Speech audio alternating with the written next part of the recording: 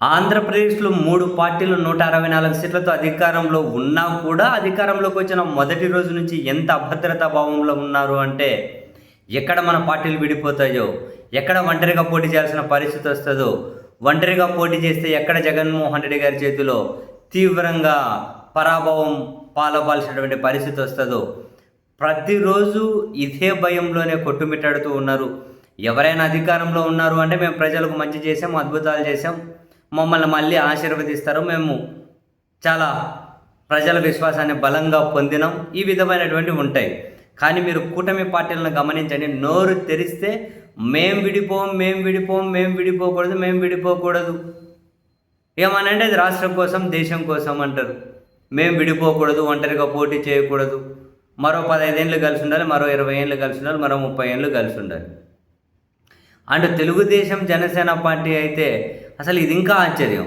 ఆంధ్రప్రదేశ్లో నామమాత్రపు ఉనికి లేని బీజేపీ సహకారం లేకపోతే ఏ విషయంలో సహకారమో మనకు అర్థం కాదు.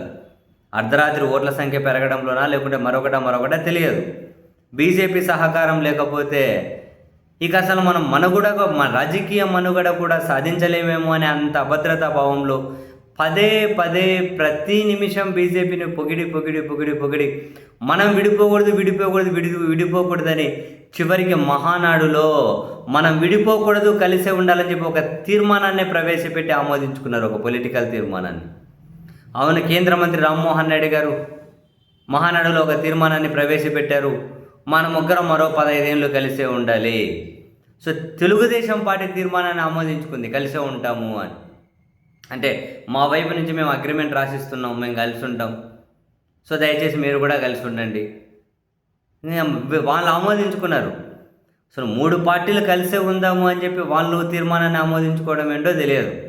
మేము మీతోనే ఉంటామని వాళ్ళే ఒక అగ్రిమెంట్ లాంటిది. ఆ తీర్మానాన్ని ప్రవేశపెడుతూ రామ్మోహన్ నాయుడు గారు అంటారు, గౌరవ కేంద్ర మంత్రి గారు అంటారు, మరో 15 ఏళ్ళు చంద్రబాబు నాయుడు గారే ముఖ్యమంత్రి ఉండాలి, దేశంలో నరేంద్ర మోదీ గారే ముఖ్యమంత్రి ఉండాలి, మరో 15 ఏళ్ళు వీళ్ళే ఉండాలి. సో దేశ ప్రయోజనాల కోసం తెలుగుదేశం పార్టీ పనిచేస్తుంది, జాతీయ దృక్పథంతో పనిచేస్తుంది. సో ముగ్గురం కలిసి ఉంటేనే అద్భుతమైన అభివృద్ధి సాధ్యమవుతుంది.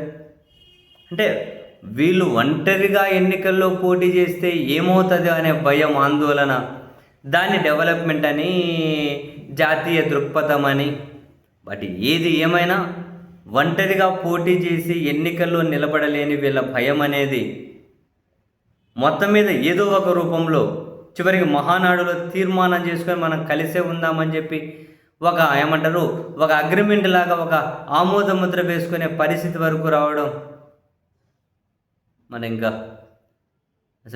ఒంటరిగా అయితే ఎన్నికలుగానే పోటీ చేసే పరిస్థితి లేదని భయపడుతున్నారో ఏమో మరి అర్థం కావట్లేదు.